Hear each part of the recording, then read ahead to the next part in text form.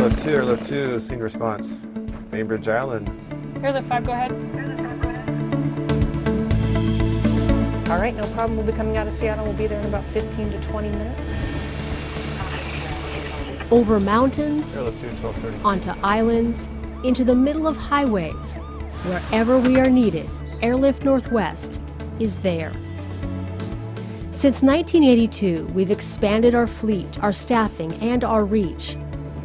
Now, 3,800 patients a year in the Pacific Northwest and Southeast Alaska are transported in our airborne intensive care units.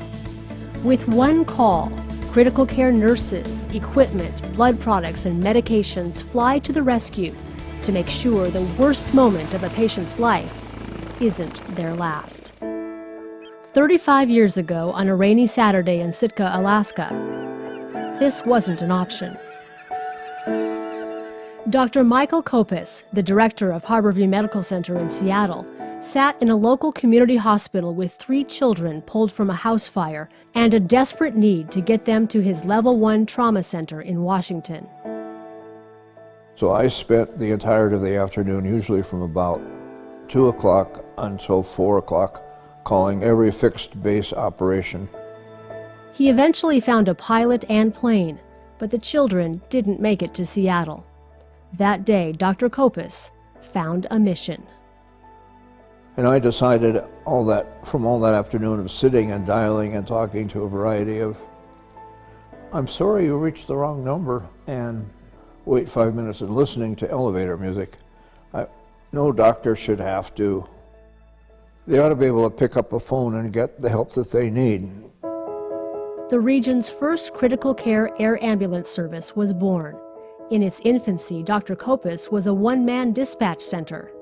I kept with me a 3x5 card with phone numbers of every fire department, every hospital, and many of the doctors in Southeast Alaska and elsewhere. Because when they paged me, I would call the fire department and say, "Airlift is coming. Can you meet us at the airfield?" And I would call their hospital and find out where the patient was and whatever the actual problems were, so I could tell the nurses.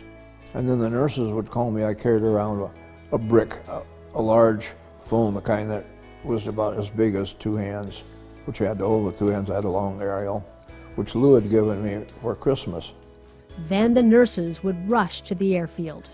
They would gather at the airfield. Hopefully they gathered in a rate which did not acquire tickets.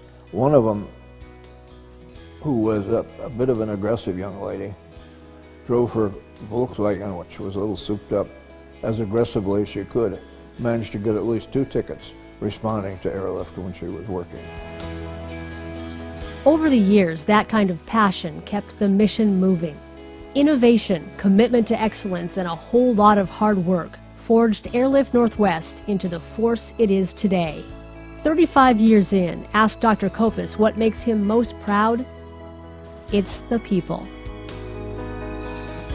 I'm most proud of the nurses who learned and did, and were not afraid to fly. Yeah, it takes a lot of guts to fly. 1,440, 210. I think somebody needs to thank the families for giving them up for that period of time they did. Thanks for buying into the program. So we pause for a moment to look back and celebrate 35 years, more than 100,000 critical patients, and one man's vision that helped make it so. And we look ahead to bring the best care possible to the patients who don't yet know they'll need us. Thanks to all those who believed in and built Airlift Northwest, we'll be there.